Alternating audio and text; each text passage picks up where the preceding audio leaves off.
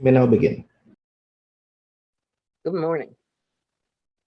This is the October 22 meeting of Housing Opportunities Commission's Development and Finance Committee. With me this morning is Commissioner Rick Nelson, the pro tem of the commission, and our third member, Jeffrey Merkowitz, is absent today.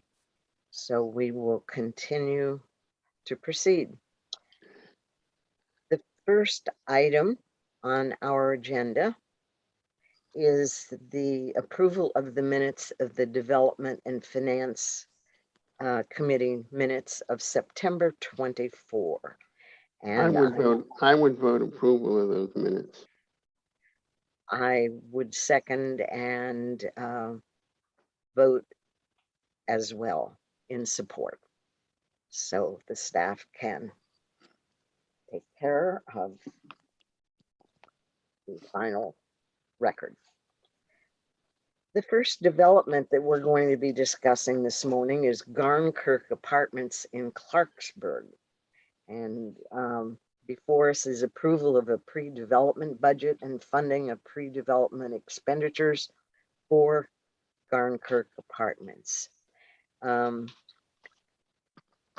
Is Zach with us this morning, or Karine, are you going to?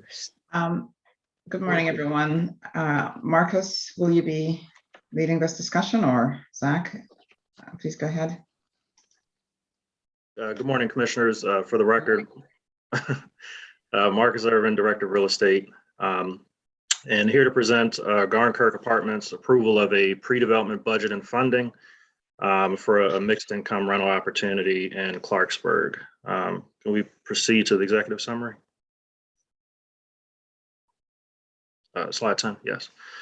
So the biggest milestone for us in this deal, which was execution of the ground lease back in about a month ago, September 17th, which is a different structure, a 99-year ground lease, which affords us the opportunity to build the improvements on the land. This was originally proposed as a 184 unit development in Clarksburg, of which HOC currently does not have any units, and there's a lack of supply of affordable housing units in that area. So on the strength of the relationship with the Duffy companies, who are helping us in the effort to redevelop Holly Hall Hillendale, along with Wheaton Gateway, engaged in the development services for this project. The project is entitled for the intended use, and the pre-development request that we're making today of approximately $5.3 million would be to advance the pre-development efforts for the project, including remaining design, remaining engineering of the site, and related permits and fees due to the county over the next year or so.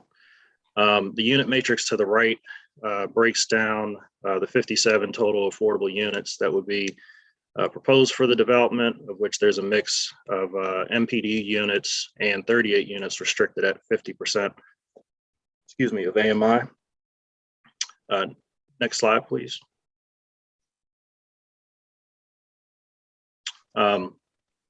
Just a sort of a site plan overview of the property itself. So we call this a Texas donut, which is residential wrapped around a structured parking garage, similar to what's at West Side Shady Grove, of which you could get off at any floor, go directly to your apartment. The sort of L-shaped or kind of reverse number 7 towards the bottom right-hand corner of the development is where a lot of the community amenities would be positioned. So that would be amenities accessible to all residents, including yoga room, community area, the pool, dog washing station, things of that nature. The overall Garnkirk community consists of about just under 400 units, mix of one family detached units, townhouses, and this specific development would be the last component of the multifamily piece. Once again, it is entitled for its use with an approved site plan concept.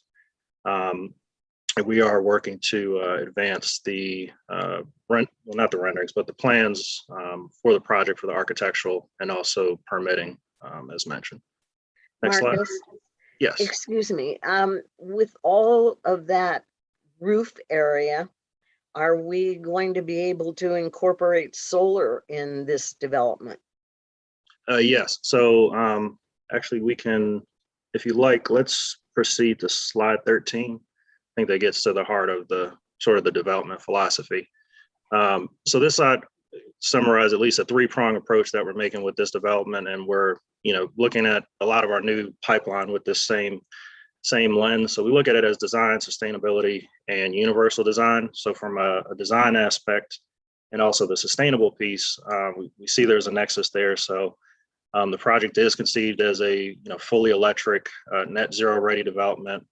We do recognize that there's significant roof space up on the garage, so we do have something in pre-development funding to explore, possibilities for community solar type development. Right.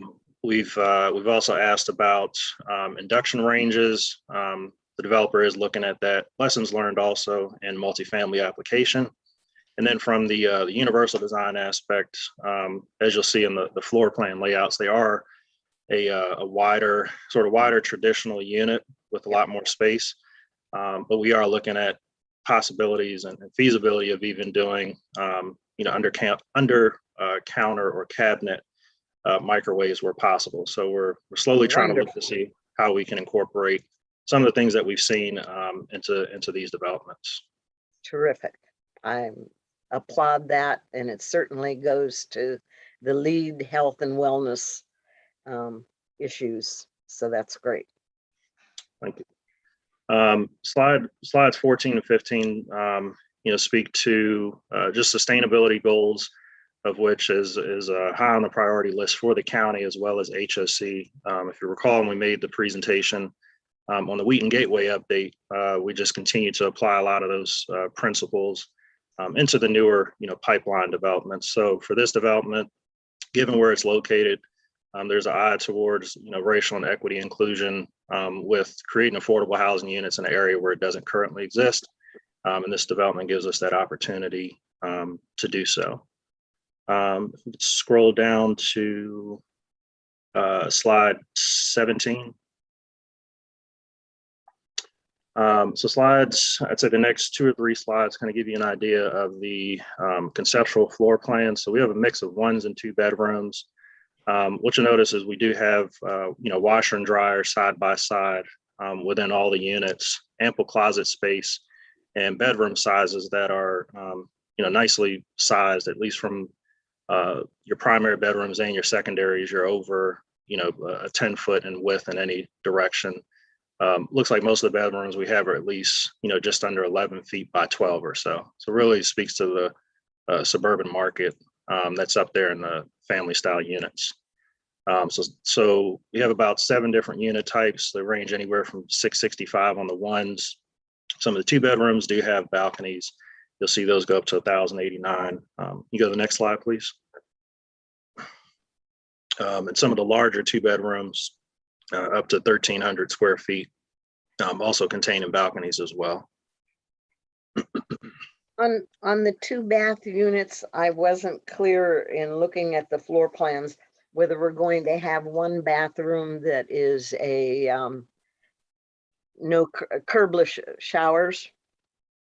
Yeah, so some of the, like if you're looking at this 2 bedroom to the right, sort of the green unit with the balcony, that one is designed for a shower, but we still are in the preliminary stages of the design where we can see how we can make that accessible, and then also with the UFAS unit. So we'll take that back to the design team to see how we would design that. But at least in the 2 bedrooms, there looks to be at least a combination of either 2 showers or shower and tub. So we'll examine all the unit types. Well, I think in the family units, probably tubs are important for children especially. Yes. And so I think that if we can do 1 shower and 1 tub bath, that would be the ideal mix. Okay. All right. Noted. Next slide, please. So in terms of the amenity package, and we'll try to see if we can squeeze a better rendering just of the common areas, or at least the concept. This is broken out between the in-unit amenities and also community-wide amenities. So in-unit, we've got just some precedent images from similar development just across the other side of 270 Axiomet Cabin Branch. Really kind of speaks to the aesthetic that we're going to be looking to deliver at Garnkirk. So, nicely finished units, fully electric, your basic amenities of garbage disposals, dishwashers, ceiling fans, cordless blinds, fob entry into the units, and overall just high quality finishes and large closet space. On the community-wide scale, you'll see that it's pretty expansive in terms of bike storage, car charging stations, conference areas, picnic areas, dog park stations, and of course the structured parking garage. So, we'd consider this a fully amenitized community, both from the resident standpoint and as well as just the community-wide amenities. May I ask a question? With ceiling fans, are there going to be light fixtures in the bedrooms, ceiling fixtures? We haven't identified the exact model and type, but I'll make a note of that, and we can further define that once we have all the selections in place. But I would go out on a limb and say most likely would be a ceiling fan light combo, just for overall light in the room. So Yes. Exactly. Yes. That would be wonderful. These are shaping up very attractively. Great. Let's go to slide 20, please. So the pre-development budget here, and I'll make a note for the final presentation, the relock chart to the right, that is a typo in what's shown in 25. So we will condense this chart just to show at least out to 23, as there's some unpredictability with trying to project out that far. So this slide will be corrected prior to the final. The pre-development budget in total is about 5.3 million, which we're requesting funding from the relock, and is broken out here. We've got the remaining design, building permits and fees, which of those amounts include water and sewer fees, fees to the county and permit, essentially everything to bring the development from its entitled state through finished drawings and at least 3 permit reviews with the county. We've also got miscellaneous fees, legal baked into there, also a pre-con management fee, which will be split between us and Duffy for our role in this deal, as well as theirs with bringing us through this stage. There's also a small line item for site research. We're also including the ground lease payments in here, which do begin at the earlier of January 23rd. So we're just being prudent here and baking that into the pre-development budget now. And then also third-party consultants for branding and marketing that will be a part of it. And then also just a conservative soft cost contingency for any other amounts during the pre-development process. Next slide. I assume on the branding that we'll have some conversations about that before it's branded. Yes, we will. And that the first aspect of branding is just the overall interior design and aesthetic. But yes, for the for the formal branding, there will be a discussion. Wonderful. Thank you. So as of now, this will be referred to as Garnkirk Apartments. All right. This pre-development draw schedule is just a straight line cost approach. Costs will fluctuate between the quarters, but just to give a sense of spending and expenditures over the pre-development period. Next slide, slide 22, please. In terms of the schedule and what we're looking at, we're closing out 2021. So we've got the ground lease executed here today to establish the pre-development budget. And essentially from now, beginning now, it's more of the building design piece going into next spring. April through December of 2022 would be when we're submitting for building permits, going through the various revisions with the county. And then around, call it between next summer into the fall would be the time when we're working with mortgage finance and also preparing a final development plan, soliciting a general contractor who would actually build the project. Going into 2023, when the project is slated to begin, we'd have more spending for pre-funding of our building permits, the precast garage that you see in the center of the project. Excuse me. And then somewhere around a late spring start with a 16-month construction schedule. So as we come back to the commission for any additional requests or presentations, we'll update the schedule accordingly. But I think this just gives a big high-level picture of where the project is. Slide 23. So issues for consideration. Does the Development and Finance Committee wish to join staff's recommendation that the commission authorize approval of a pre-development budget in an amount of $5,344,731 to account for the costs necessary to complete the pre-development? And I'll change that in entitlement to permitting phases of the development through construction, finance, and closing. Approval of a draw from the PNC real estate line of credit to fund the pre-development, which would be repaid from the proceeds of construction financing, and approval for the interest payments for all draws in the relock to be made from the general fund and reimbursed at the closing of the construction financing.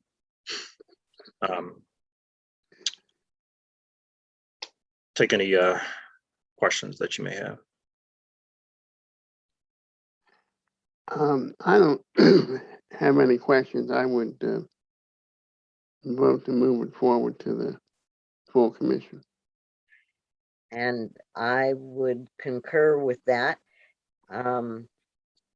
So we will forward our recommendation to the full commission. Can I just raise another question, though, generally? Since we are in the process of a number of major developments, we've actually, I think, developed a baseline for potential costs for development. And I'd like to see some comparison in terms of the cost of stuff. As you're presenting a budget for the development of any one of these, how does it compare with Westside Shady Grove? How does it compare with Hillendale? I know that the first concern is whether or not it can be financed. And that's good, but I think there's another issue that we need to look at, and that is it the most economical and efficient? And since we've got a base of things that we're doing, we should be able to make that comparison. And I know you guys on the staff deal with this stuff every day. So you've got the comparison sort of in your head. For the commissioners, we don't quite deal with it every day. So it would be helpful to have some comparison as we are going through these. Is that something we can think about? Yes, Yes. for sure. We'll do that and incorporate it in the packets as we move forward. Yes, I think it would be helpful for the commission to put it into some perspective. Thank you. Thank you. Great. Our next issue before us this morning is the West Side Shady Grove development and approval of a subordinate loan from the Housing Production Fund, HOC, West Side Shady Grove LLC. Thank you. And if you could move to page 24, that would be much appreciated. For the record, my name is Tim Getzinger. I'm the Chief Development Funds Officer, and I will be presenting this item. And this is regarding two items, essentially. One is the Housing Production Fund, and the other is the West Side Shady Grove development. And in essence, what I am requesting is to issue the first loan from the Housing Production Fund in order to repay a short-term county note. For the background, continuing on page 24, on August 17th, 2021, The Housing Opportunities Commission closed on the issuance of the first of its kind $50 million of limited obligation bonds in order to create the Housing Production Fund, which is a revolving fund, and it provides construction financing for our projects. It's a short-term loan, maximum term of 5 years, and it carries with it an interest rate of 5%. And it would be taken out at permanent financing. We would then be able to reuse those proceeds for the next project. This is the first ever partnership between the county and HOC in that the county is actually, through its Housing Initiative Fund, paying the debt service for the bonds, maximum amount of, I believe, 3.5 million. It's actually going to be much lower than that because of the interest payments that we will be making, the 5%, as well as the rates that we got on the bonds. The projected cost on the county annually is actually going to be less than $600,000. So over a 20-year period, that's $600,000, and we're able to use $50 million of revolving funds. It's an innovative deal, and it's going to be able to provide us with low-cost capital for a long time. Bottom of page 24, just want to note that these are mixed income communities that we would be funding. They would be 30-70 deals in which 30% of the total development would be affordable at 2 different income brackets. The first would be 20% would go to 50% AMI, and the remaining 10% would be MPDU, which would be generally 65% AMI. And the rest, the 70%, would be market rate rents. Next page. As you know, the goal of the HPF, it's a long-term revolving fund, but it would be to produce 2,500 to 3,000 newly constructed units over a 20-year period. And it is anticipated that at least 2 development projects, once we're up and running, will be able to be funded. We had mentioned in a May 5th, 2021 commission meeting that we had targeted 2 potential properties to be funded initially with the Housing Production Fund. The first is the project that I'm presenting today, Westside Shady Grove, and the second potential would be Hillendale Gateway. And again, the Westside Shady Grove project is a $14.3 million loan that we're requesting for the 268 newly constructed units at Westside Shady Grove. And if we could move to page 26, this is just a summary of the Westside Shady Grove project. It is a $118 million, 268 unit transit-oriented new construction development next to the Shady Grove Metro Station. And again, 30% of the units will be affordable, which will break down to 67 units at 50% of the AMI and 13 units at 65% of the AMI, and the rest of the units will be market. The project predominantly consists of 1 and 2 bedrooms, but there are a few studios and 3s in there as well. And then in January of 2021, a little under a year ago, the agency accepted a $14.3 million short-term loan from the county's Housing Initiative Fund. And so essentially what we would be doing is accepting a issuing a $14.3 million loan from the Housing Production Fund in order to repay the county back. Although the county note does go to where the permanent financing would be, it would extend through February 2024. When the loan was made, it was understood it would be short-term and it would be actually taken out before that. So we have had conversations with the county, and there is expectation that at some point we would be repaying that shortly. If you scroll down to the middle of the page, this just shows you what the construction and the permanent financing would look like. And as you can see, neither the HPF or the HIF is involved in the permanent, and it has always been seen as the short-term construction debt and to be repaid. The next page. Oh, before you go to the next page. Sure. And that chart shows that we've got 5.4 in HOC equity. And then it shows that there's a funding gap of 2.6. Why aren't we taking more out of the HPF to cover the funding gap during the construction period? I think that's actually a surplus. I would defer to Marcus You're right. on that, but yeah. And the 5.4, refresh my memory, where'd that come from? Marcus, if you could help me out. Yeah, that was our equity that we had in the deal from prior pre-development expenses and the land acquisition. So it was paid for from a combination. I think there's some out of the OHRF, but primarily from the revolving funds the HSC has with the county, the MPD Property Acquisition Fund, and I think the Opportunity Housing Development Fund. And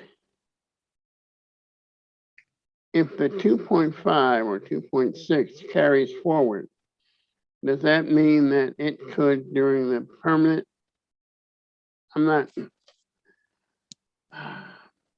We can't renew, can we repay some of our equity or not? I'm not sure what these numbers are showing me.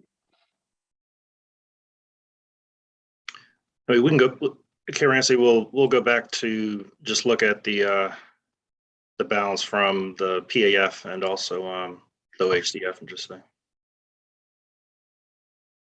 So to the extent possible, if we can, and it doesn't change any of the fundamental structures in the transaction, we will certainly work to reduce the commission's outlay. Okay. All right.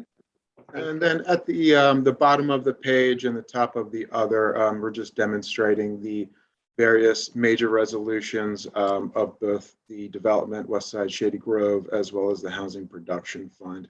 And just to note, Resolution 2086 had identified a potential use of the Housing Production Fund for the takeout financing of the county's HIF loan. So in terms of, next page, please. In terms of the issues for consideration, does the Development and Finance Committee wish to join staff's recommendation that the Commission approve a loan from the Housing Production Fund in the amount not to exceed $14.3 million for the Westside Shady Grove development?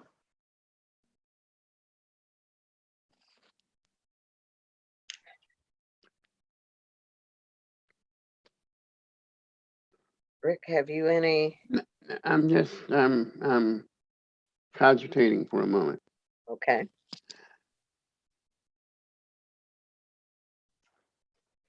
Okay. I would vote to move it forward. All right.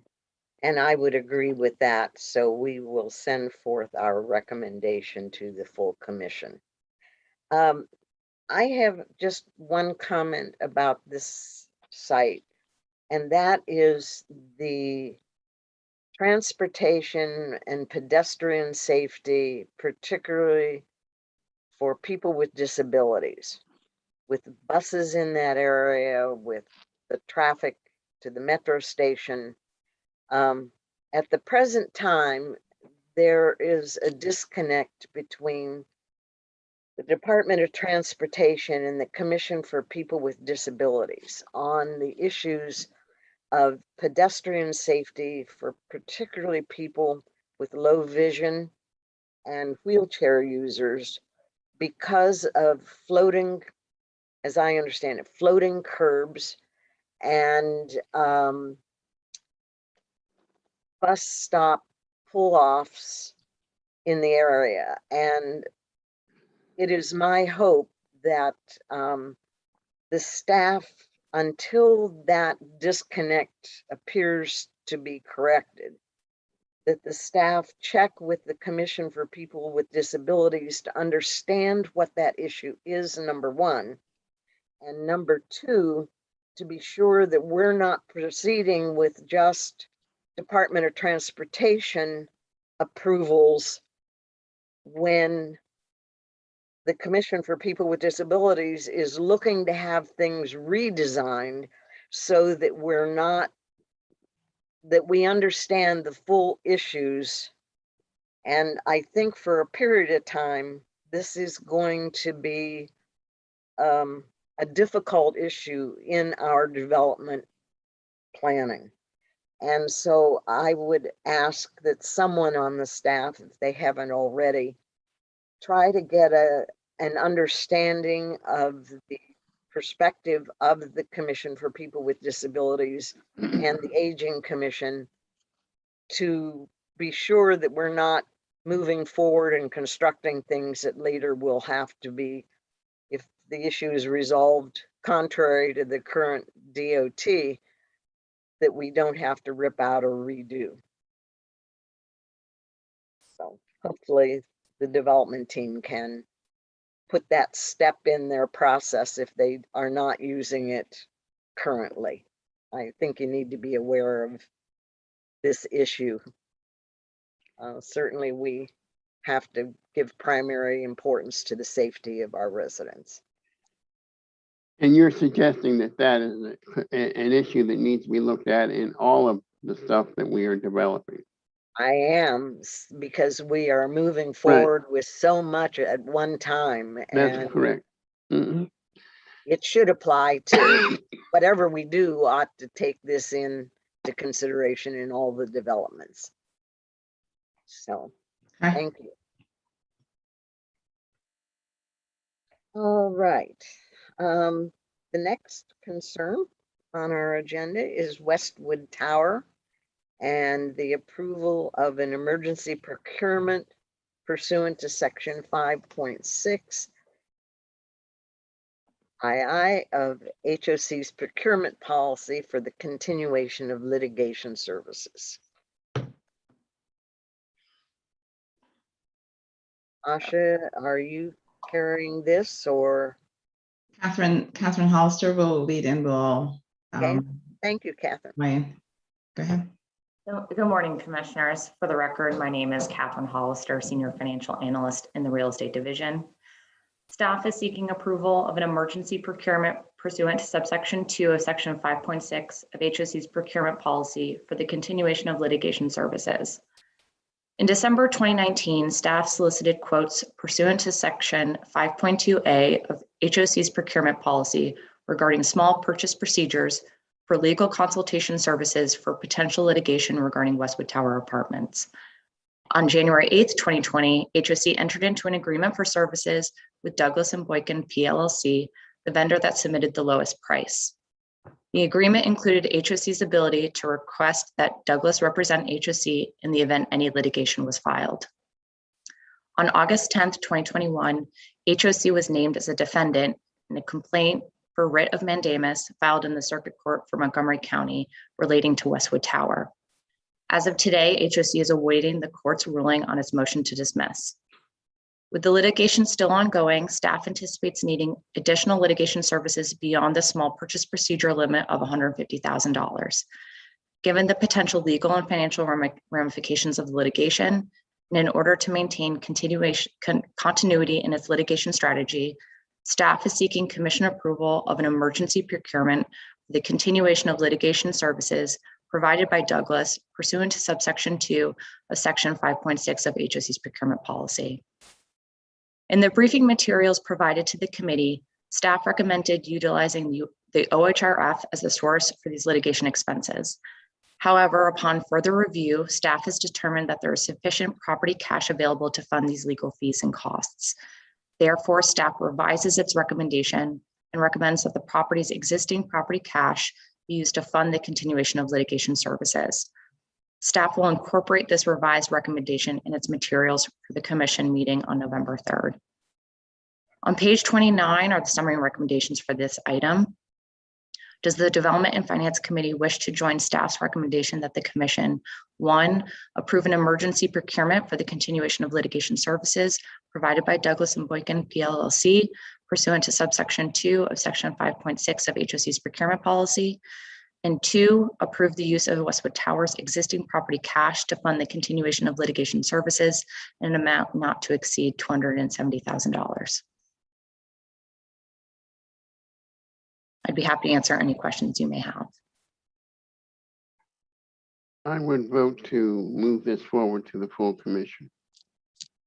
And I would second that and ask that the revised memo be included with our recommendation to approve to the full commission at its November meeting. Okay. Okay, And I think, just for the record, the revised memo should probably be included in the minutes of this meeting. Okay, Is- we can do Okay, that. Yes. yes. Thank you. All right, let's move on now to item 4527 Avondale Street, the authorization for the acting director to negotiate and execute a purchase and sale agreement for the disposition of 4527 Avondale to the Center for Children and Families, and authorization to complete the sale. Is it Catherine that's going to be presenting this? Yes. Wonderful. Thank you, Catherine. Yep. Again, for the record, my name is Catherine Hollister, Senior Financial Analyst in the Real Estate Division. Staff is seeking authorization for the Acting Executive Director to negotiate and execute a purchase and sale agreement for the disposition of 4527 Avondale Street to the National Center for Children and Families, and authorization to complete the sale. Page 34 of your packet provides background information on the subject property. On April 14th, 2015, HOC acquired 25 units located in 4 rental properties on Avondale Street in downtown Bethesda under Montgomery County's right of first refusal ordinance. HOC financed the acquisition using proceeds drawn on its PNC Bank real estate line of credit. 3 of the Avondale properties sit on contiguous parcels on the southeast side of Avondale Street, and one of the properties, 4527 Avondale Street, which is the subject of this item, sits on the northeast side of Avondale Street. On October 6, 2021, the Commission authorized the Acting Executive Director to enter into a non-binding letter of intent with the National Centers for Children and Families for the purchase and sale of 4527 Avondale Street for a purchase price of $1.225 million, requiring no earnest money deposit, and with a closing date on or before the date which NCCF closes on 4531 Avondale Street. Page 35 of your packet provides background on the proposed transaction. The National Centers for Children and Families is a Bethesda-based nonprofit dedicated to providing housing to low-income families, many who would otherwise be at risk of homelessness.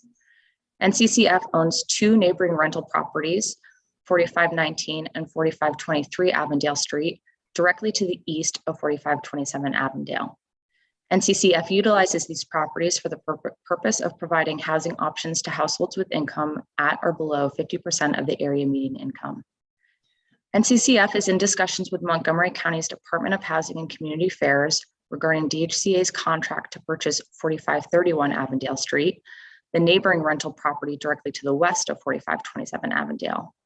DHCA has indicated that it would like to transfer the property to NCCF at closing and to close on the transaction on or before December 31st, 2021. NCCF's acquisitions of 4531 and 4527 Avondale would allow the organization to expand its spectrum of affordable housing options in the downtown Bethesda neighborhood where it is already established. Given that the sale of 4527 Avondale is subject to the ROFR statute, staff is requesting commission approval to negotiate and execute a PSA shortly after the November 3rd commission meeting so that there is sufficient time to close on or before December 31st, 2021. Page 39 of your packet provides the summary and recommendations for this item. Does the Development and Finance Committee wish to join staff's recommendation that the commission authorize, 1, the acting executive director to negotiate and execute a PSA for the disposition of 4527 Avondale pursuant to HOC's non-binding letter of intent with NCCF, 2, the completion of the sale of 4527 Avondale to NCCF, and 3, that proceeds from the sale of 4527 Avondale in the approximate amount of 1.21 million be used to pay down the PNC relock draw that was used to acquire the property. I'm happy to answer any questions you may have. I have a concern about this from the point of view of, as I understand it, we have not done a third appraisal that we based this price on recent sales, but not necessarily a specific appraisal. And I have a concern as a public agency that waiving appraisals, though in this case, there were recent transactions and there was also county money, and these proceeds, as I understand, would go back to the county. I think as a matter of principle, we should always have a third appraisal or formal current appraisals, particularly in the volatile market that we're in. I don't know the timing on the appraisals on which this transaction was based, but I do have a concern about the appearance of not having current appraisals. Now, if my understanding is incorrect, please correct me, but if I am correct, then I think as a general principle for all of our transactions, we should be having current appraisals. I understand cost, I understand the time that is involved, and I understand that it might actually, in some occasions, cost us more. But I think our defense and our duty to the citizenry is to have the most current market data, and particularly in this climate. So I support this transaction.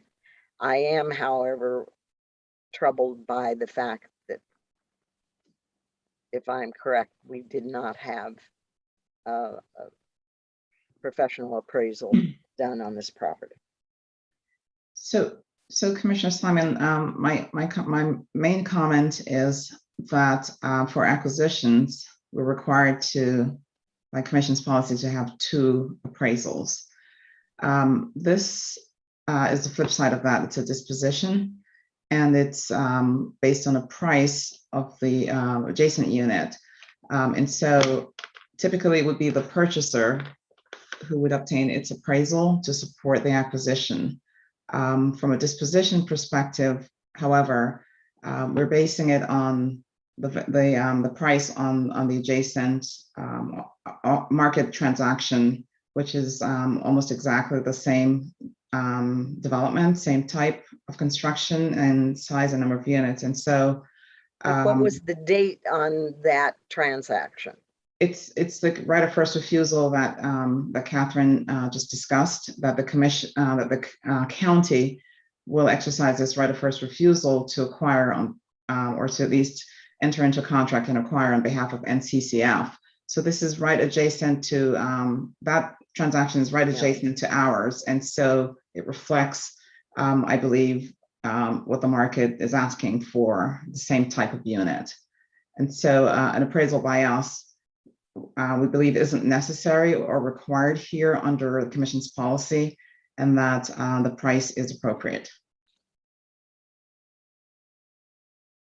But when we're disposing of an asset, getting the most for it under normal circumstances is in our economic interests. And Yes.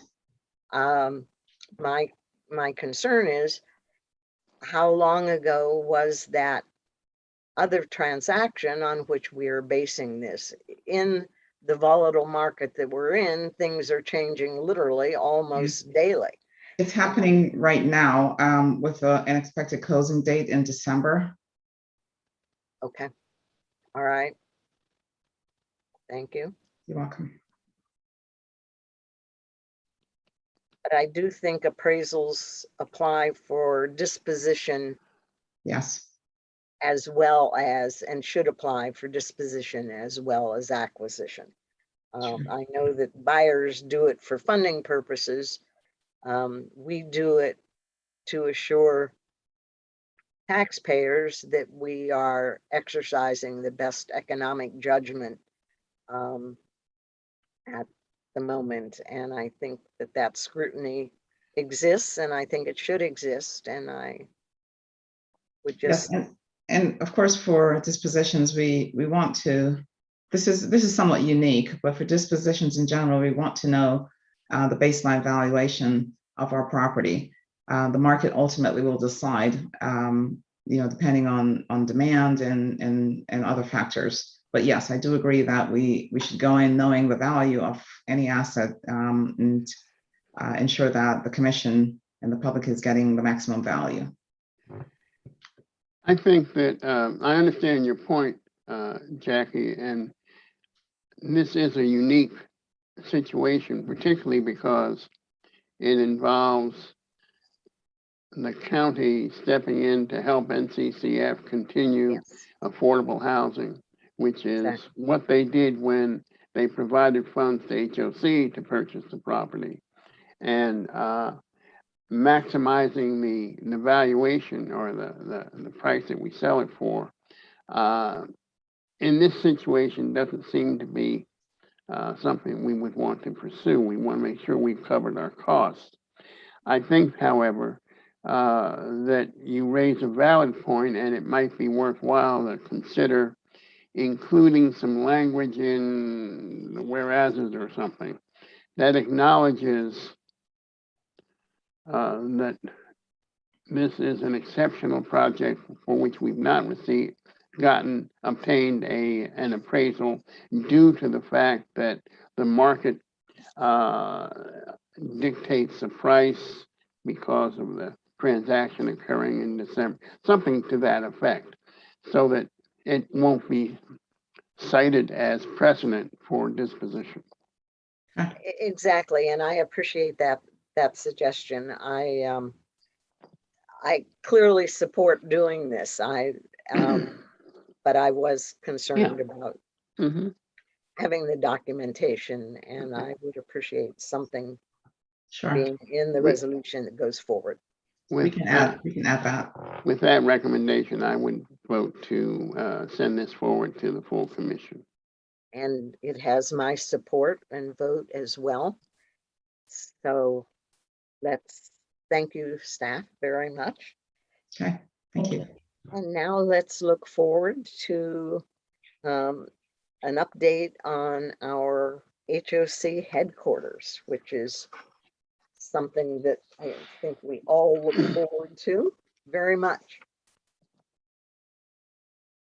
Good morning. This is, for the record, this is Dejana Donahue, a project manager with the real estate division. Please proceed to the next slide. As stated, we are providing an update on the design and budget for the new HOC headquarters. With this, we are not seeking an official action. As part of the executive summary, since this was last presented to the commission, I am going to provide a brief overview and then update as to the current state of the project. The project is located at the intersection of Fenwick Lane and Second Avenue. The photo on the upper right depicts the current condition of the site in which it is currently utilized as a surface parking lot.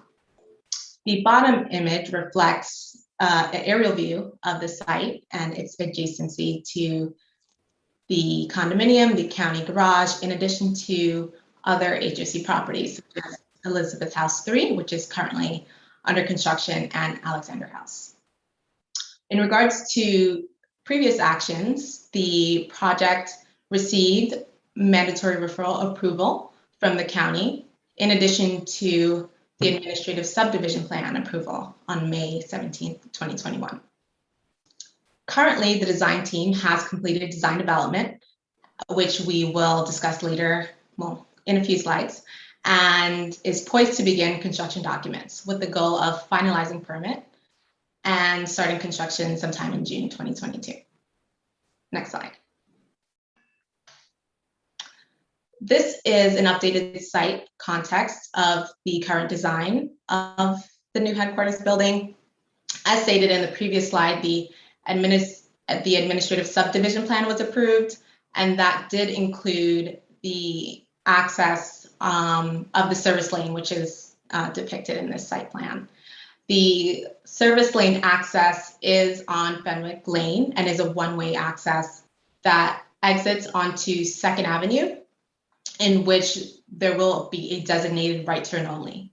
With that circulation path, we are not anticipating significant impacts to traffic striping or bike lanes, and that service lane circulation will be primarily for access to the loading dock. There is no on-site parking at the building. What question I have, where do you foresee the temporary parking for FedEx, UPS, and the like? And discharge of passengers. Well, I was going to get to that next, but you're right. But I mean, those are a couple things that concern me. I know we got a service lane. I'd be willing to bet you dollars to donuts FedEx and UPS will not use them. So the question is, where are they going to temporarily park their car while they run in and deliver a package? And what thought have we given to that? And since Jackie has raised it, where do you envision drop off of people to visit the headquarters? That's a great question. Thank you for posing it. With the drop-off location, we know that there is a bus stop location off of Second Avenue, and that being a more major thoroughfare to Fenwick Lane. We are anticipating with the entrance fee. Where is the bus stop?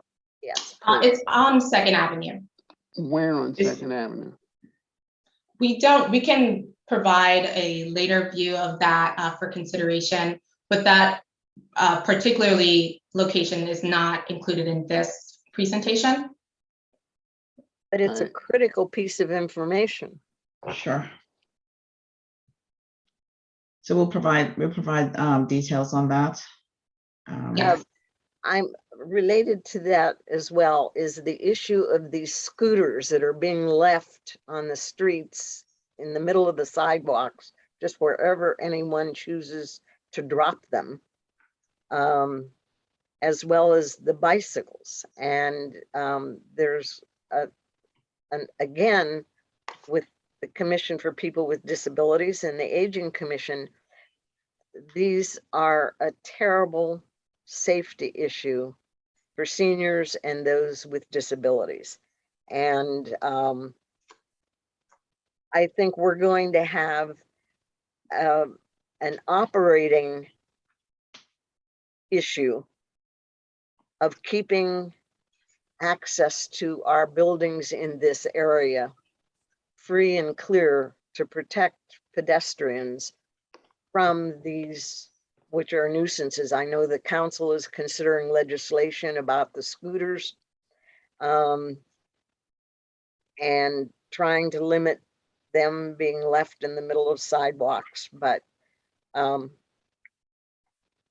bus stop issue goes back to my earlier comments as well. And I really hope the staff is going to dig down deep and hard on this complex with the seniors and the traffic and access to Metro. And I mean, this is a very heavily trafficked area. And I just have real concern about these issues.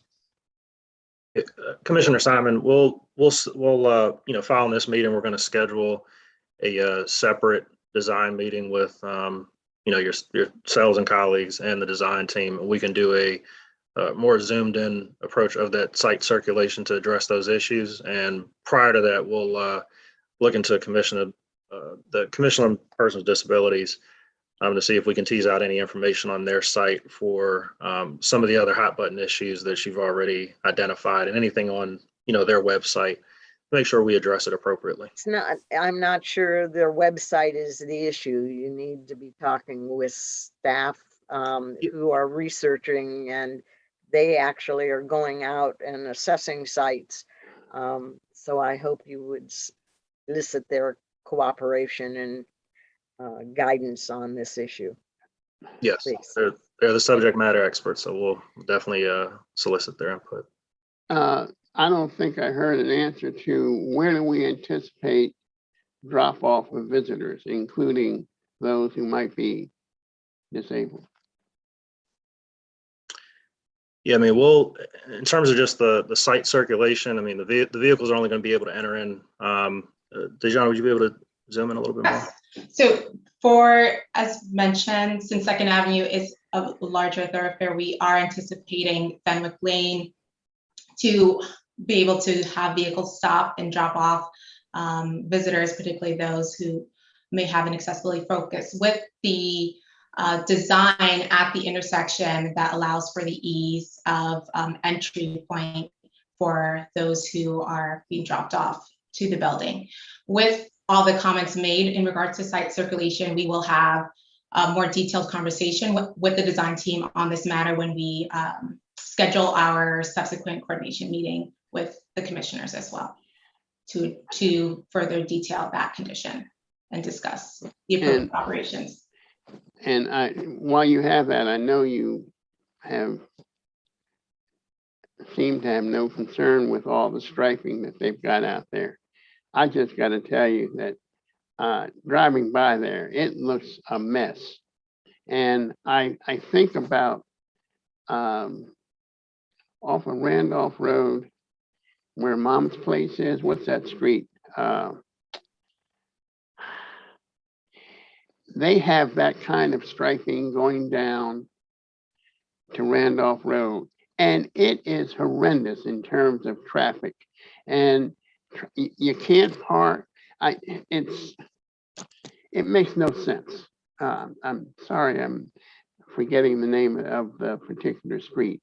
It's the one that as you're coming up Randolph Road, going toward 355, you make a left just before you get to 355, where the fire police store used to be. Anyway, if you look at that, it's an example to me of what this will look like. And I don't even know how cars navigate that space. It is just, I think, terrible. So I am very concerned about this kind of stuff, because I remember when we first talked about this building, we were talking about the ease of access and the sighting of the entrance on the corner was going to make it easy and all that sort of stuff. Well, I'm not convinced that everybody's making it that easy for us. So I strongly urge you to quickly look at that and start having conversations with those who need to be involved. Yes, thank you. We will revisit that and have a further discussion with the design team and commissioners. Okay. Thank you. Next slide.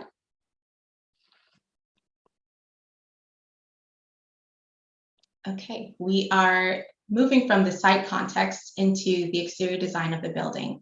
The upper right rendering depicts the condition which we were just discussing at that intersection of Fenwick Lane and 2nd Avenue, and the transparency on the ground floor to emphasize the entrance of the building at that intersection as well. The building is currently designed as a 9-story building at 132 feet, which is within the confines of the allowable height of 145 feet. There is over or approximately 3,500 amenity space for the occupants, which include a staff lounge and a public space, which we will discuss later. The lower rendering depicts the interior view upon entry of the space. It's actually taken from the landing of the feature stair, which we will also go through further. So this is a preliminary view of that rendering. And within the space of the lobby, you have the stair that brings you up to the 2nd level, which you are seeing in the rendering. Upon entry, you also have the HRD service center as well. The current rendering also shows the transparency and light within that double height space. To the right of the rendering is Fenwick Lane, and that transparency and daylight is further emphasized and depicted. And then through the vestibule upon entry is 2nd Avenue to provide you with further context as you're inside of the building. Next slide. I like the exterior appearance of the building very much. It's not just a plain box, and I think that is, the detail is quite attractive. I think the wasted space in that lobby is just a huge lost opportunity. We will energy consuming. I envision it as being a very cold, drafty, unwelcoming place. But proceed. Okay, there are other views of the lobby that we will show as well to provide you with more context, and you can get a more comprehensive understanding of the space, as well as how the space allows for circulation upon entry. And that'll be helpful moving throughout as we address the design updates.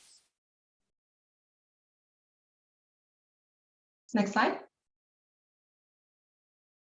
Speaking further on the exterior design, as mentioned, Commissioner Simon addressed the massing of the exterior, and that was the design intent to use the architectural context of what is there and break down the massing of the building to provide for a bit more of a human scale.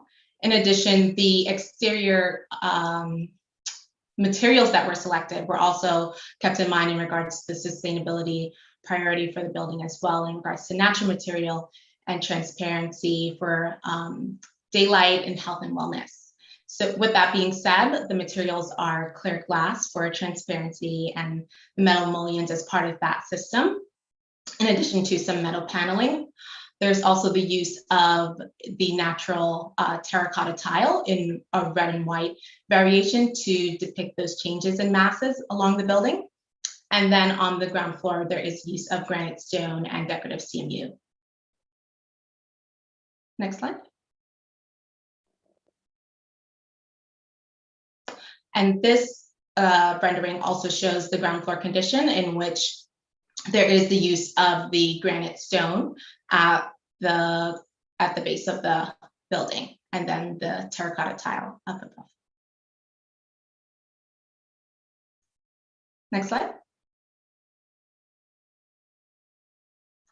The building also includes a series of green roofs, which we will show in the multiple level variations and additional rendering, but here you're getting a first glimpse of one of those green roofs on the 7th floor as part of the sustainability goals, as it connects to the other materials on the elevation as well. Next slide. And this is a rendering of the south elevation. on 2nd Avenue that shows the massing offsets with the variation in terracotta tile color, in addition to that transparency emphasis at the corner of Fenwick and 2nd. Next slide. The second diagram illustrated here shows the various levels and associated program elements. The first and second level, outlined in different shades of blue, emphasize the public levels of the building, the first floor, including the lobby and service center, in addition to the second floor having the pre-function space, hearing room, and HRD offices. The remaining levels show the other division outlines per level, in addition to the associated office and workstations for per level. What is of note for each level is there are associated support spaces such as storage, copy rooms, so that the levels can function operationally independently from each level, which was an important goal for the programmatic layout. On the 9th floor is a level in which, as part of the amenity space, which was stated previously, which includes the employee lounge, kitchenette, in addition to the outdoor green roof access. At one point, initially, there was talk about having space that might be rented to other housing related nonprofits. I gather that we have abandoned that idea entirely. As part of the mandatory referral that was approved, the building is required to have a government use. With this building being designed with during a volatile time during the pandemic, we did consider our options for that, but currently the building is designed for HOC use at the moment. With a 2024, which we will address later in regards to the development timeline, but with the 2024 occupancy, there is flexibility particularly with the levels having their own support spaces for discussion for other governmental uses, but that will have to be considered in regards to our mandatory referral approval from the county. And related to that, another thing that had been under consideration was a large meeting room that could be used by other groups and events. And I gather we've abandoned that concept as well. So the 9th floor does have a large space for this staff lounge, in addition to meeting space right adjacent to the exterior green roof access that could pose space for having larger gatherings. And then each floor does accommodate meeting room space for perhaps intermediary events that may not require such an expansive space. Okay.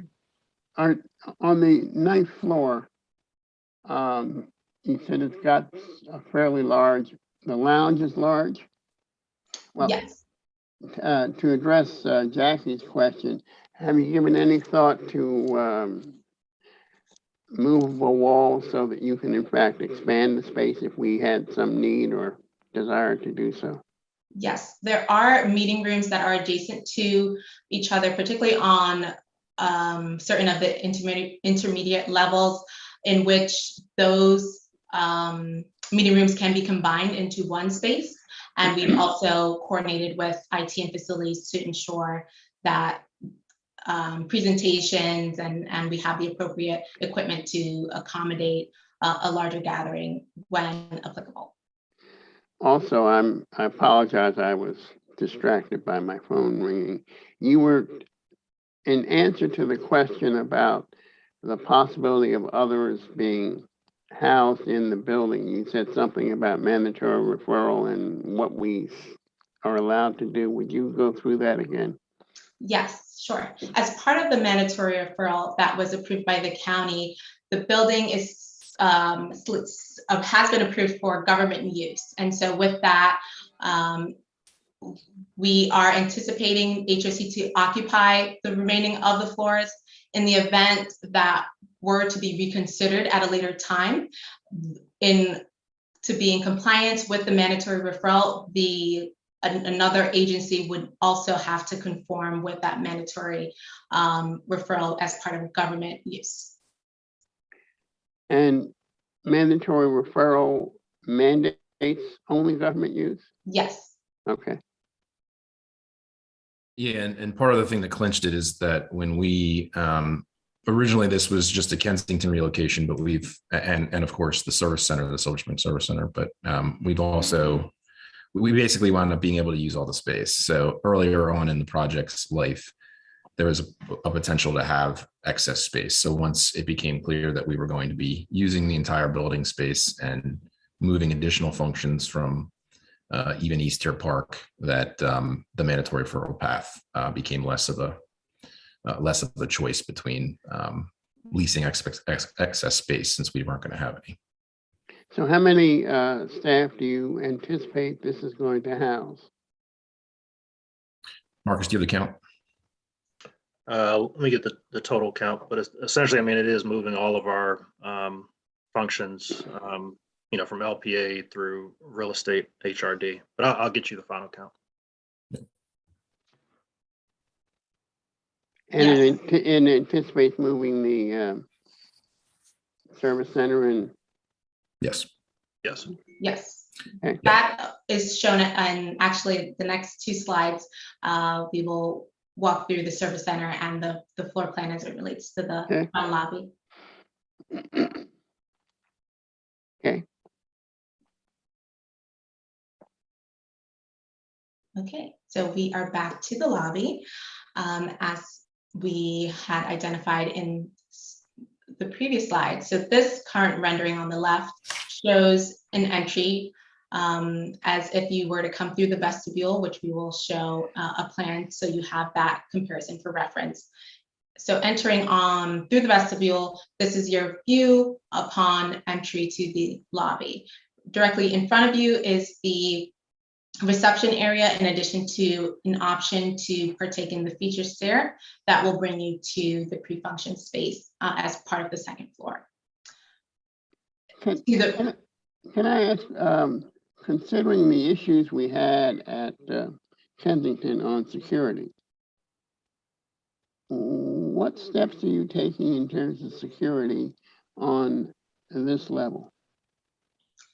So throughout the building, the entire building is on a card reader access. So the visitors are not able to gain access to any areas that are not deemed public. Upon entry, the reception will guide visitors through the space for check-in, in addition to gaining access to other spaces in which they may not have card reader access. And particularly to the right of this rendering that's just cut off is also the entrance to the service center, in which there is also a reception desk for check-in and coordination of those services as well.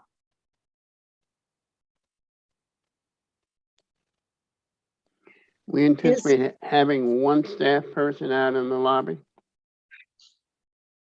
There is space for two accommodating check-in and security at the front desk lobby, in addition to additional service reception desk in the service center as well. And there are card readers required to get back to resident service or to HRD? Yes. Okay. And all that glass, I would think it's going to be difficult to control the environment as far as warmth and comfort and glare. That's just, I would think that area would be very drafty and cold. Can it really be environmentally controlled adequately? Yeah, there's also FF&E in the budget for sort of window shades that could provide for lighting and comfort in that area. And And the right- design team also looked at providing external shading on the facade of the building as well as part of controlling the amount of daylight that comes into the building as part of their energy modeling, which will be further refined as they proceed in the construction document space. but if you do that, then you are, it seems to me that if you provide the shading on the exterior, you're distorting the appearance of the exterior. And I thought you were trying to allow light in, so that would eliminate the light, but it won't do much, I would think, for temperature. And I can't tell from this particular illustration on the left, but is there any seating area along that window wall? Is that the intent, that there be seating along there in small groups? There is seating along the wall, and after we show you a rendering of the service center, we will also show you an overview floor plan enlarged of the lobby space that also shows small seating along the perimeter of the lobby as well. And the seating area that you're showing on the right illustration would be to our back? So the seating that we're showing on the right is a precedent image.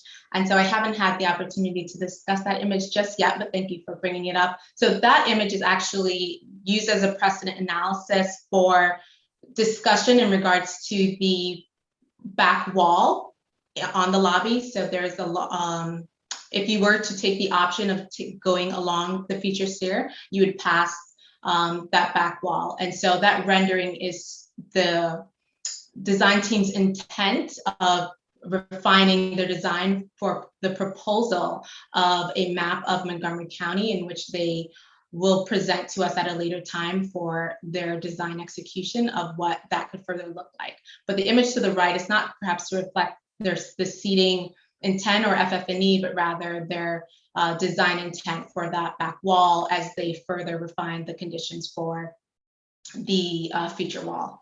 When you say back wall, which wall do you mean?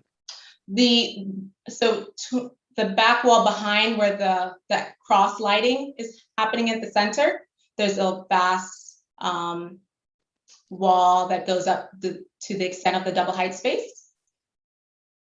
So what we're looking at directly, if we were to look at the lobby straight into that I mean, wall, where back the wall? stairs are. It's Yes, to where the stairs are.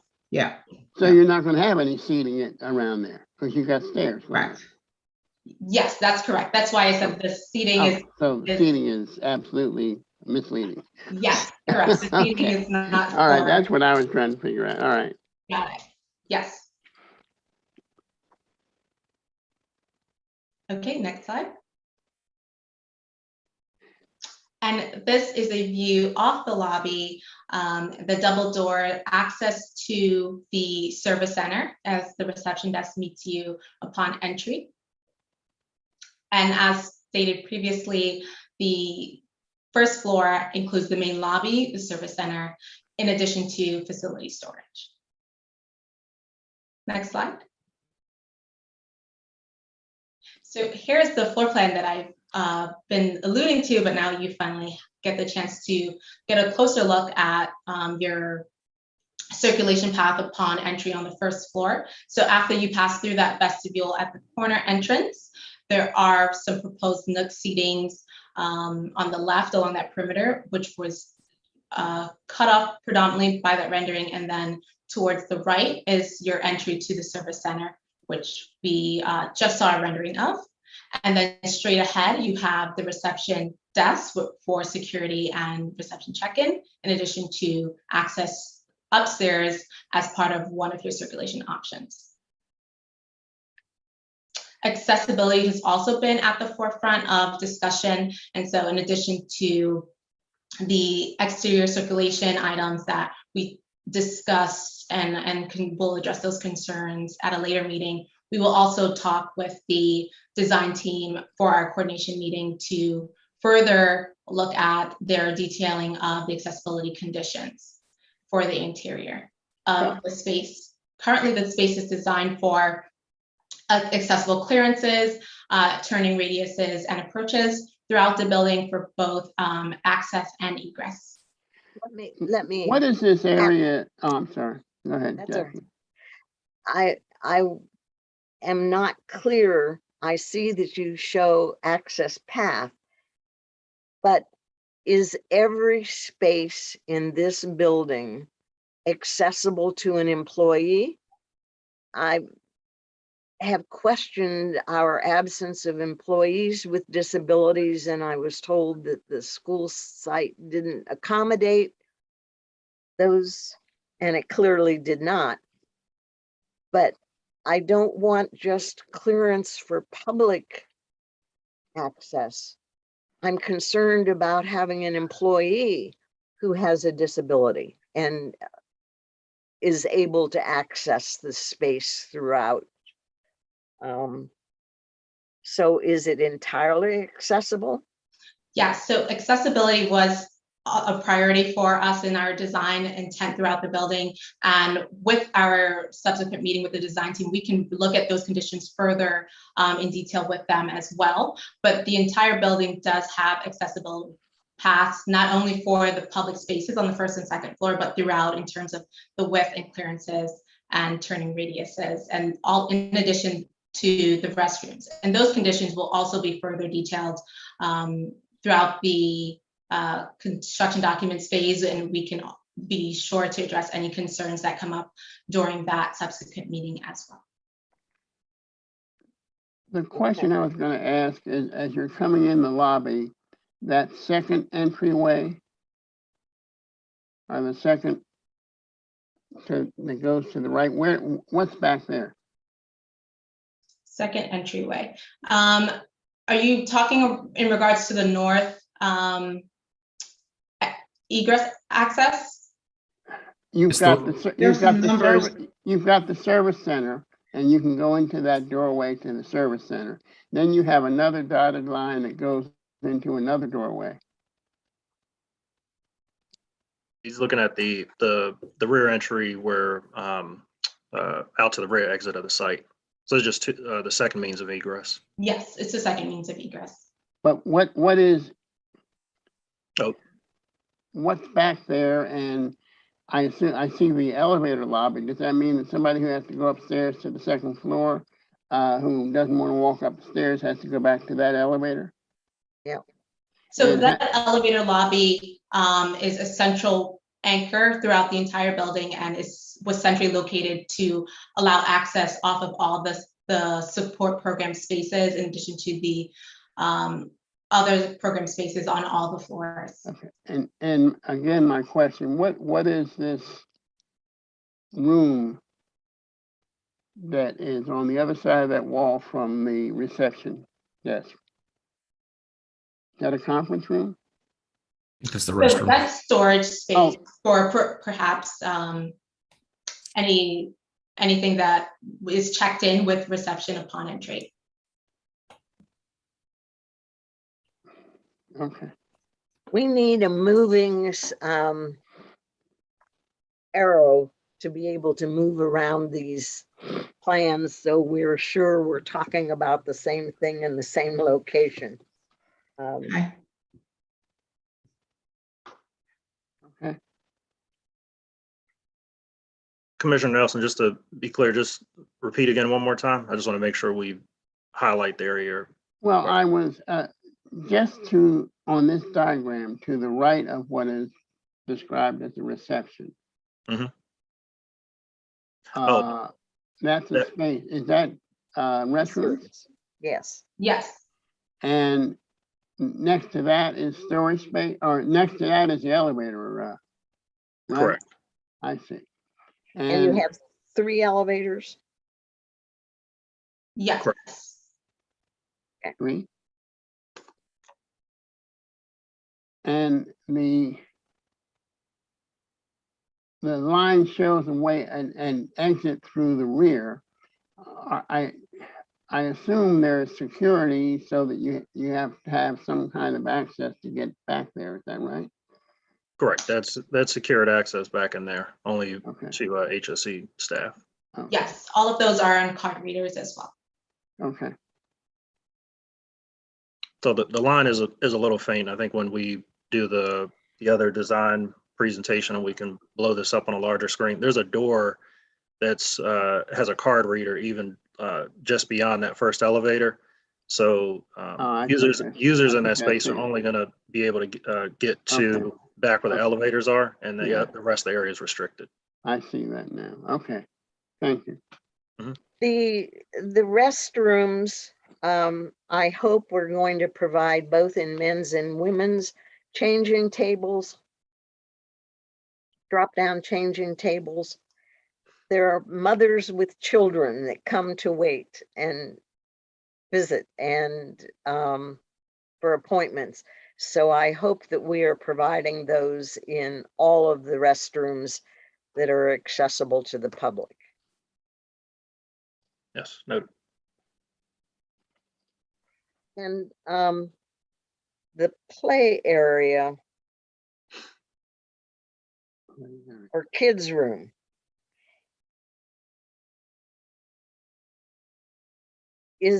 Does it provide for vision from the seating area into that room? That, it would seem to me, should either be open or have glass. So that it is, the parents sitting in the chairs can see what's going on in that kids area. Yeah, that entryway is open. There also appears to be a storefront type window, so you could see in from if you're in that seating area and have Okay. Mhm. That's what I wanted to be sure. visibility to your child in that room. Okay.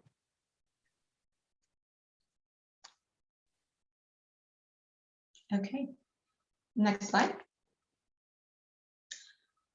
Okay, so after you have entered the building, either via the elevators or the main stair, and have made your way to the second floor, you have the pre-function space in which you have immediate access, in addition to the hearing room.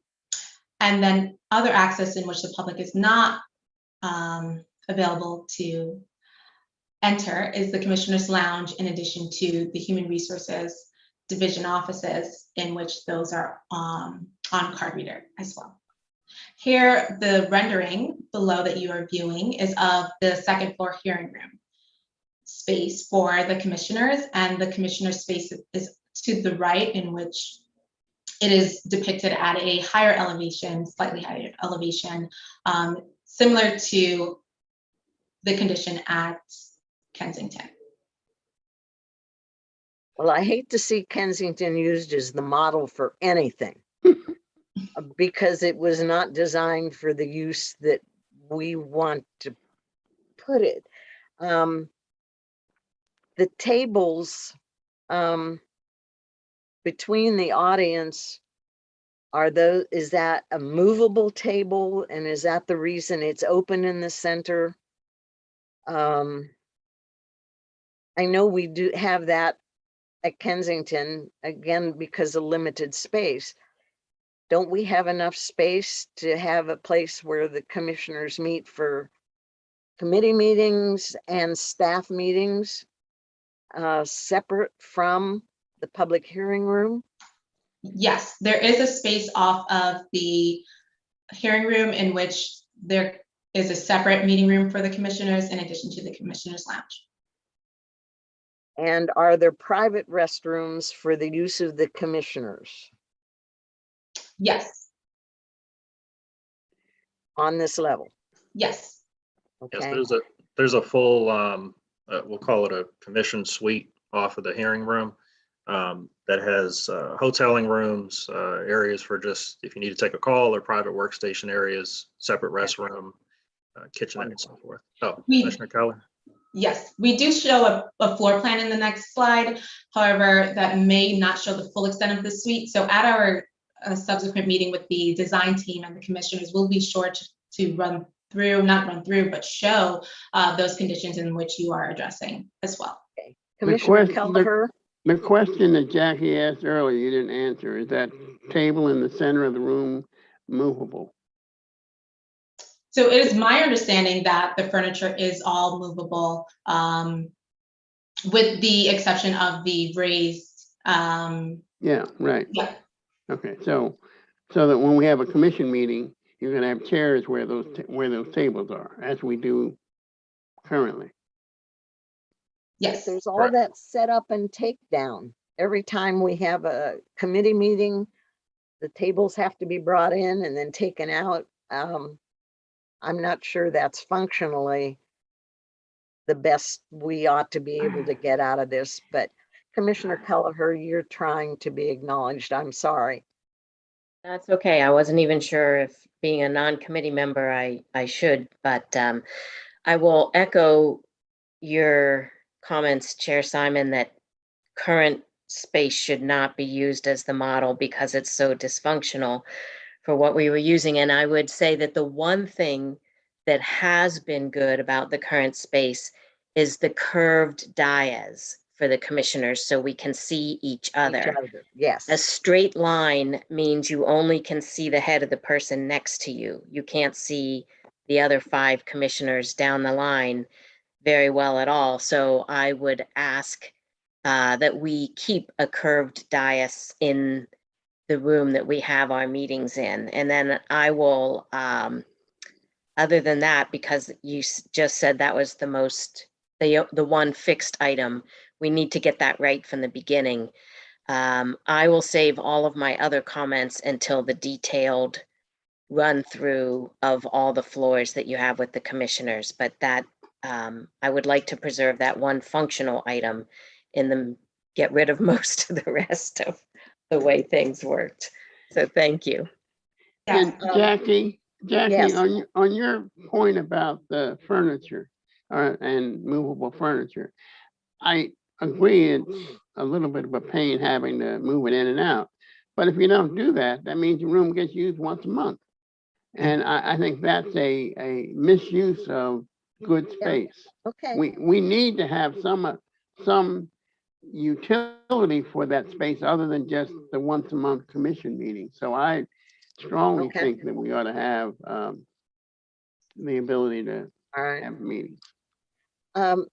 Another thing I had, or concern I had, was in all of our meeting spaces, there should be audio loops. Have those been provided for? Yes, they have. We did coordinate with the consultants on this for the audio loops in addition to reviewing this, the design intent with IT and facilities. Great, thank you.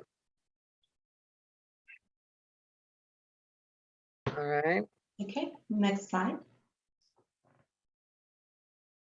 Okay, so here's the plan, an enlarged plan of the second floor. And the conditions we were just discussing in regards to the pre-function space right outside of the hearing room access. And then the commissioner's suite in regards to the commissioner's lounge and restroom and all of that is cut off in this plan. So we will address that, address those spaces and show those spaces in our design meeting with the design team.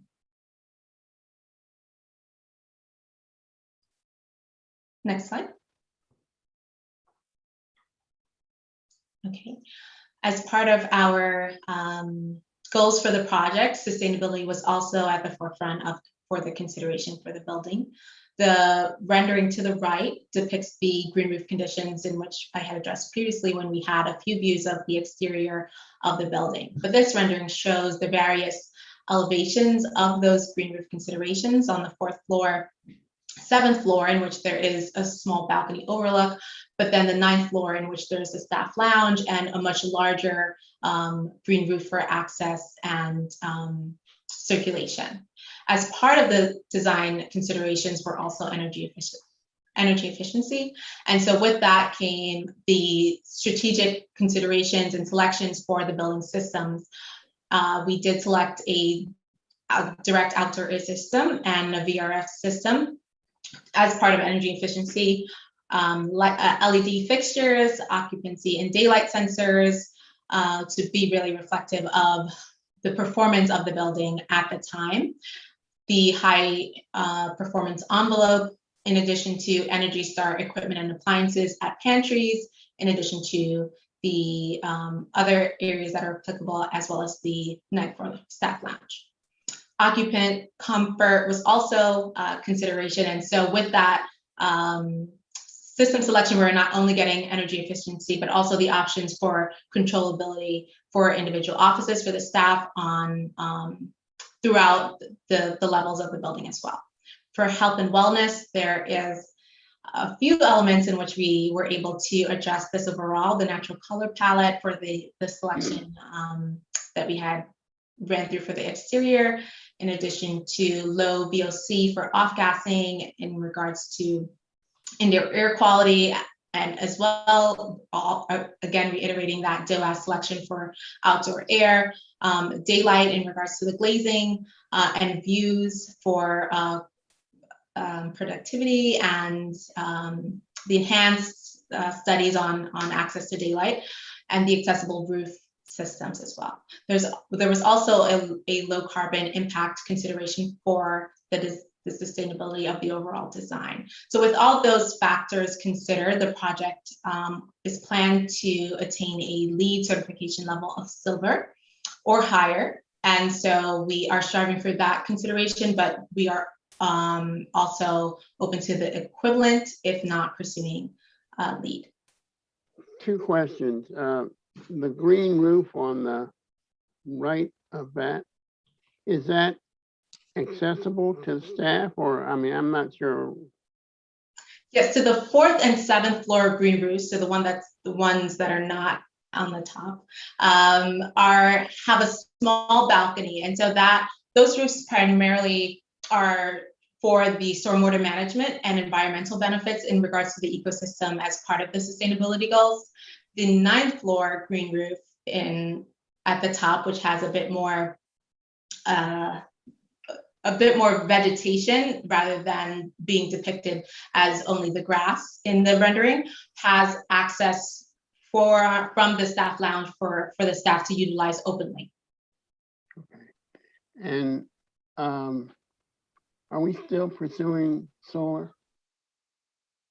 We are striving for higher, but silver is our solar. Solar. Oh, solar. Thank you for that clarification. So the garage solar has been a continuous conversation that is underway with the county for Silver Spring. So yes.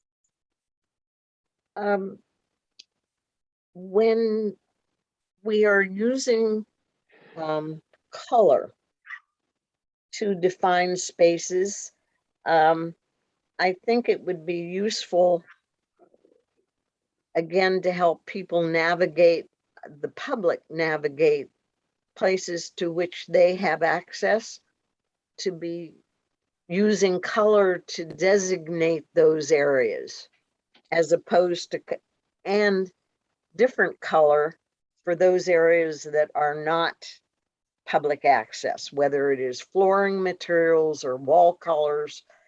But I think it would be useful to use color in that way. I see that you have a accessibility consulting firm working with you, and I hope that the use of color is another area that we are using to help people feel comfortable in coming to our building, and supportive of environment and workspace also for our employees. Another question I have, the stairwells leading between the floors, what kind of design? I mean, are you making them somewhat attractive to encourage people to walk up and down? I know when we built the Naro building, we tried to consider that. That is a great comment that we will take back to the design team. We do know that as part of our sustainability goals, we were encouraging the use of stairs and using lighting and music to incentivize that circulation. And we can further look at what other aesthetic qualities can incentivize that usage as well. Right, in regards to- right. Yeah. Is the music for public areas or work areas or both? Yep, so there are, we were able to coordinate with the consultant to have various controls in which the staff can have controls in regards to the music, in addition to having those controls for the lobby. So they are able to have separate controls.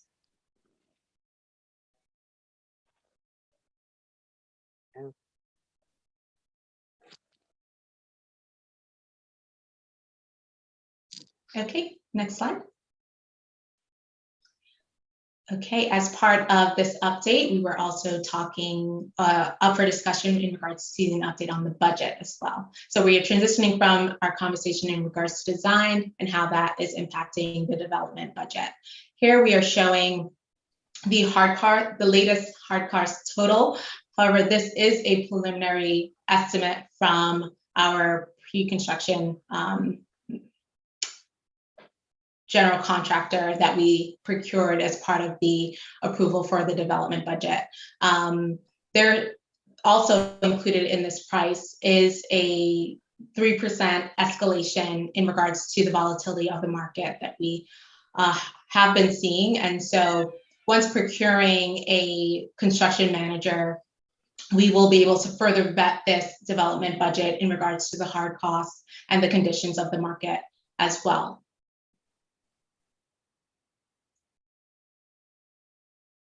Also, we are showing the acquisition in that first line in regards to the county triangle parcel for purchase and incorporating that into the development for the hard costs.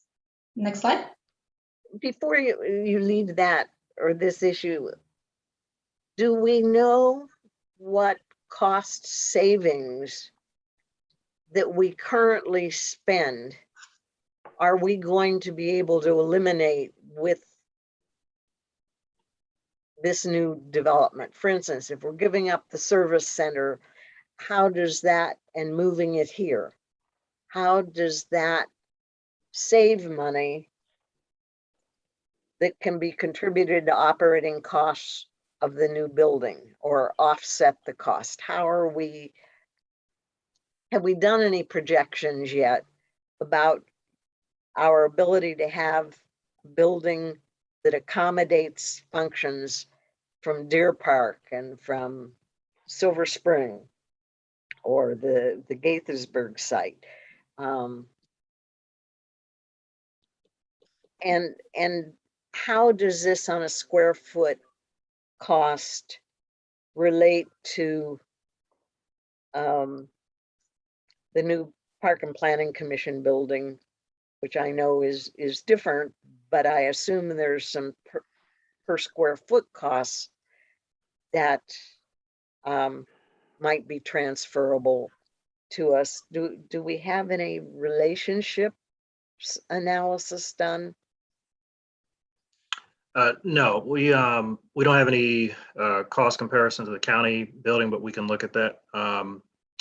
So your first question, just preliminarily, because we still have to go through the value engineering exercise and then seeing where savings are possible. But the thought would be to take the savings from our current centers.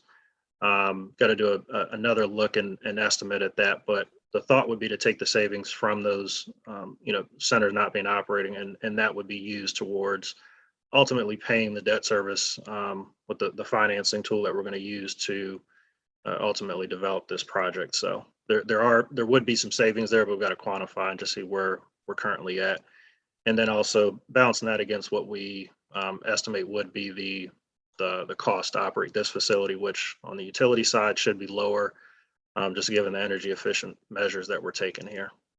Okay, and since we've scaled down the size of the building from its maximum capacity of the site. Does it mean, though, that we're going to be able to have a dramatically improved functional efficiency of staff? Are we getting the people we need to have in one place, or are we going to soon find that by having scaled it down, we have no room for employee growth as the agency evolves? I hope that we're not scaling back enough that as I project the agency is going to continue to grow, that we're going to have to go back out to renting spaces and relocating staff on other sites. I think the benefit of having staff together in one space is just got to provide a number of efficiencies. And I'm just wondering whether you really feel this is going to provide for future growth as well as current need. So definitely for our current needs, and as we were going through the design process, we considered those factors, and we believe that even though we're not maxing it out to the full height, there is enough space for future growth. So we do believe that the design currently allows for our existing needs and future needs. On that point, to what extent are you also considering changes in terms of the work environment that Yes. might result from the past 2 years of remote course. working? I mean, you got people who can maybe share workspaces and Exactly. remote working and all that sort of stuff. Sure. And it's unfortunate that we've had to go through the last 2 years, but fortunate for design, because as we figured out how folks can work remotely, we designed with that in mind so that we have the flexibility at the appropriate time to offer some form of teleworking. And in fact, much of the space is designed for hoteling, if you will, so that folks aren't tied to that physical space forever. We don't have 100% of the staff in the building all the time, and there's a flexibility for that. So all of that, fortunately, the pandemic gave us the opportunity to evaluate those circumstances in real time and not just a hypothetical. Mhm. And I'm sorry. I just related to the issue of air quality. I noticed that you're giving attention to that, which is certainly something that we have learned by this last 2 years as well. Mhm. Yeah, and even though we're not maxing out the height on the building, we are maxing out the available FAR. So. Okay, there you go. Thank you. Okay.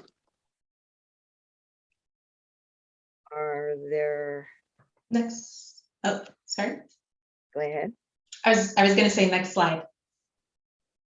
Okay. As a continuation of the development budget, we are depicting the soft cost here, and then having the total incorporated costs for the soft and hard costs in addition to the financing. Again, this is still preliminary. We still have to revise this based on our updated cost estimates through the procurement of our third-party construction manager, in addition to the state of the market. We also will submit the development plan and financing plan, and so we'll refine these estimates and preliminary numbers once these line items are further vetted and refined. Okay. Next slide. As part of the development timeline, we are showing you some context into what has already been approved in regards to the mandatory referral and the administrative subdivision plan for 2021. For the remainder of 2021, we are anticipating the continuation of design in regards to the construction document phase and the procurement of the third-party construction manager via through commission approval. For 2022, we are also will then request the procurement of the general contractor and selection for commission approval, in addition to refining and presenting the development plan and final finance plan for the spring. With the submission of the permit set, we will receive in May to June of 2022, anticipated to receive the record plat and civil and building permits to then start construction within that same time period. We are anticipating construction to start in June of 2022 and complete in May of 2024, in which we can address occupancy. Refresh my memory, what role does the owner of the land have in this final development? ProMark. So the development with ProMark is part of the leasing development, and so they do receive a 5% development fee, which was depicted in our breakdown development in the previous slides. However, HOC operates and utilizes the building in its totality for the projections in the imminent future. But are they involved in any of the decision-making related to development? Well, ProMark is serving as our developer, so they are. That was the question I was asking. Yeah, the decisions lie with HOC, but they are advising and part and parcel as we're going through these design discussions. So Okay. any of the comments we've raised today, they're definitely going to take it under advisement and get back to the team on them. All right. Yes. Next slide. And this is a summary of the previous commission actions that have been approved for this particular project, in addition to the future commission approvals we are anticipating. From that development timeline, these are a similar reflection of the commission approvals that we are projecting forward. So the third-party construction manager approval, the approval for the general contractor, in addition to the finance plan, development plan, and any other commission approvals that may be needed throughout the duration of the project. With this presentation for the design and budget update, we are not seeking any official approvals at this moment. However, wanted to inform the commission of the upcoming actions that pertain to this project. Thank you. I would like to say I really appreciate the identification of the future items down the road. It gives us a sense of what is yet to be done and at points in time. And one of my concerns in the past has been how late or close to the need for formal action items are brought to our attention on occasion, particularly in this development issue or field. And to have this laid out as to things that are yet to come before us, I think is a very constructive approach, and I welcome seeing those and would welcome seeing those on other development items that come to us as to what the next steps are and approximately when they're coming to our attention. At least to have the notification that they are yet to be done.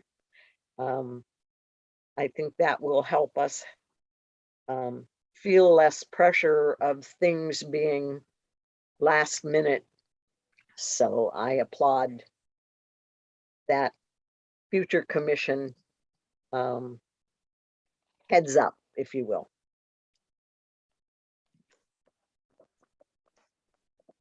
Great, thank you. And that concludes our presentation, and we are accepting any questions, any further questions and comments at this time.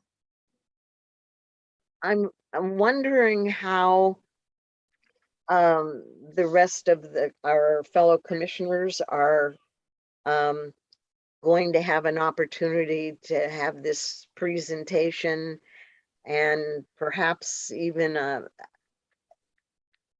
in-person meeting with the design team for ideas and So, from our colleagues, particularly on the public areas and on the commission areas. I think, again, having it designed for maximum efficiency and comfort in preparing for our commission meetings and the work areas where the commissioners are on site.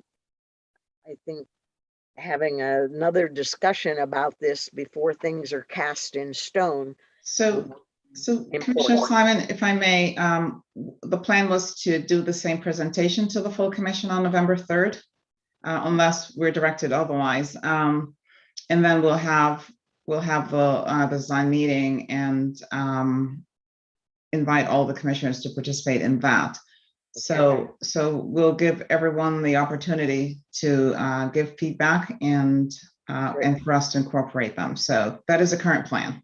Okay, and is it possible that the illustrations could be larger or smaller chunks put together and with a movable mouse so that Sure. we can all be looking at the same thing?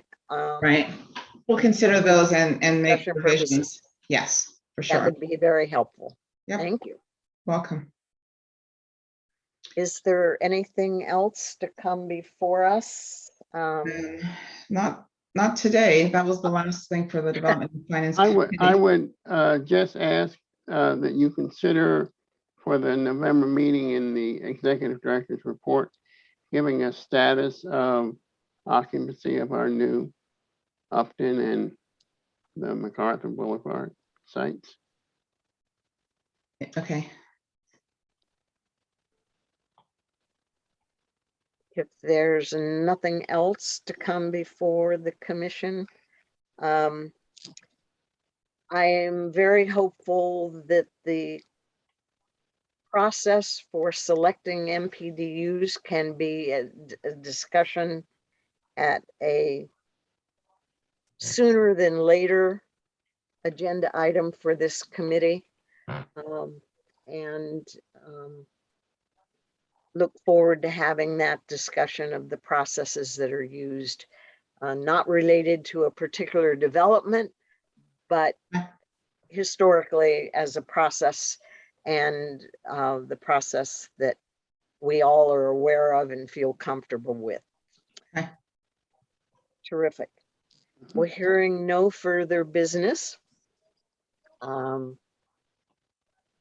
We stand adjourned. Okay, Thank thank you. you.